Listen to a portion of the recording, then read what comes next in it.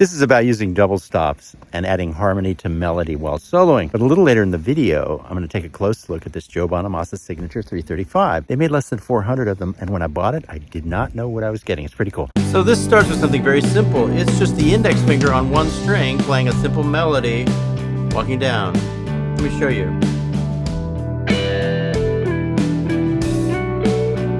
Here we go.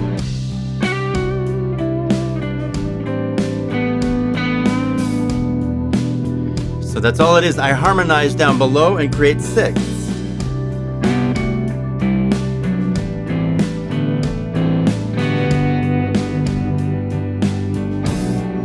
So that's how it starts. And then I do some fourths up above, kind of classic R&B.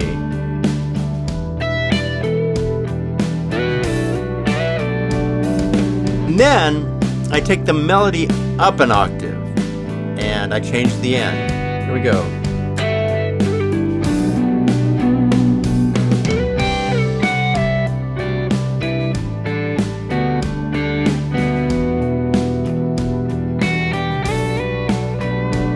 So what happens there, if I turn off the music and I do it just myself,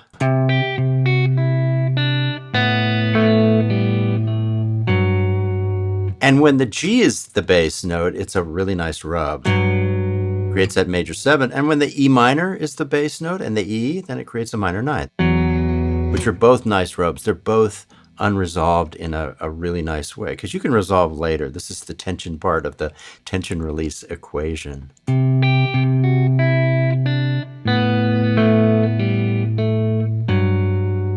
Either G in the bass or E in the bass. Both sound good to me. So this quick lesson on double stops has an expanded version in the Masterclass. If you want to check it out, it's got tabs and jam tracks. There's a 14-day free trial. Click the link below.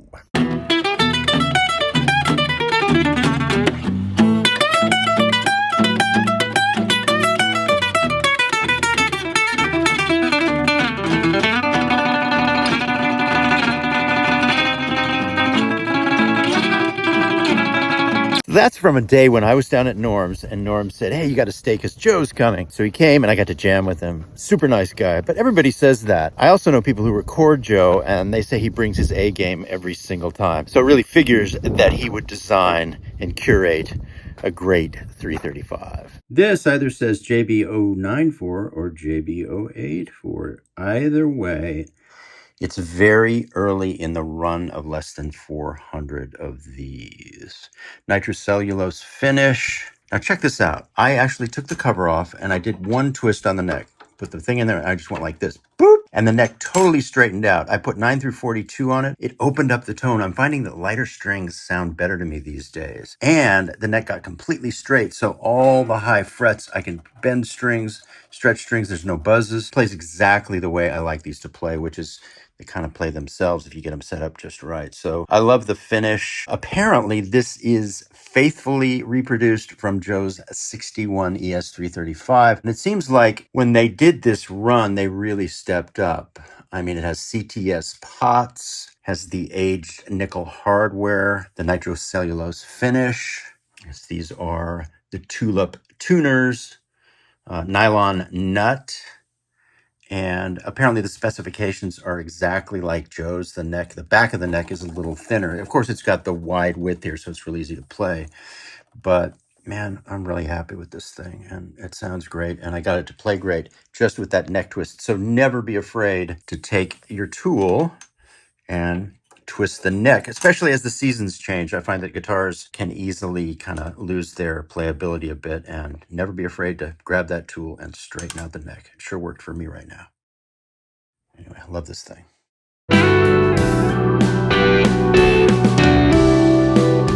So I don't know if you guys experience this in the same way I do, but when I use my fingers instead of a pick, it really makes me play in a different way. And it kind of encourages me to play slower and more languid. And then I take my pick for the chorus.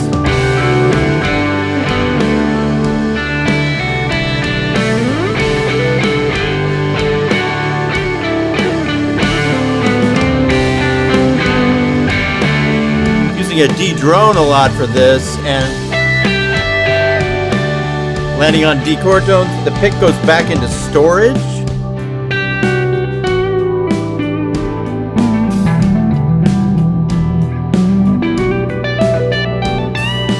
Let's review some of these double stops and even some triads that I play. Parallel sixth. And then same thing up here. The end of the high phrase, I do a twist. I switch from sixths to fifths. How do you say sixths? Anyway, I switch to fifths.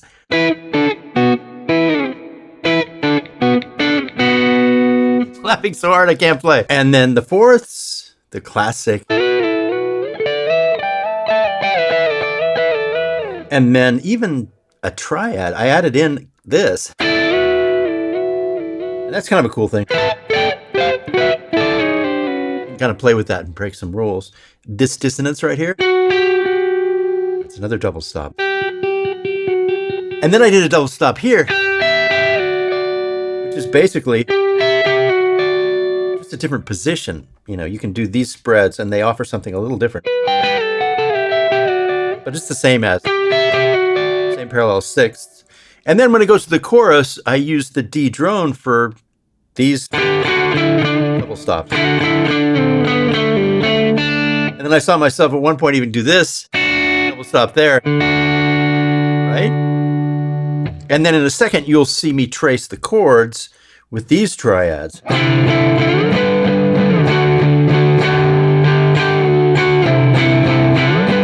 Which is really cool because you have the D ringing in the middle and then change the bass notes underneath it and you have the thirds up above.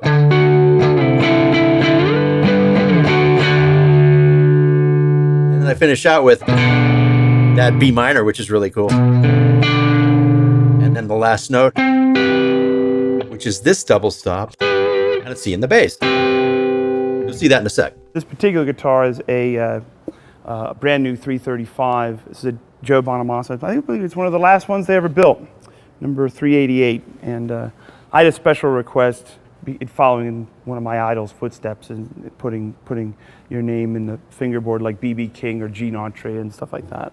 And when I got it, I thought it was the coolest thing in the world because I'm like, wow, I've never had a guitar, you know, with my name in the fingerboard. When you're a kid, you know, and you're a Gibson guy, you know, the thought of, you know, having a line of guitars from Gibson that's successful is like a dream come true.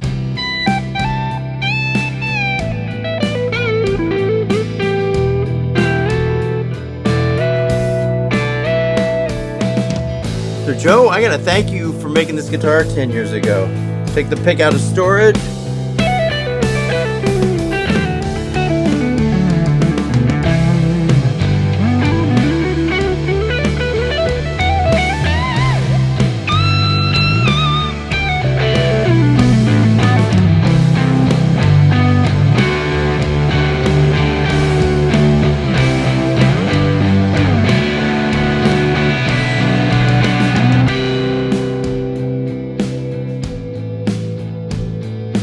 Thanks for watching. If you haven't subscribed yet, please hit the subscribe button and ring the bell. If you are a subscriber, please ring the bell. It lets us let you know every time a new video is released. You can also support us by clicking the link below for the online masterclass. As I always say, we're up to over 100 hours of lessons and content, over 1,000 videos. There's a 14-day free trial. Take your time, take a long look. We'd love to have you join us.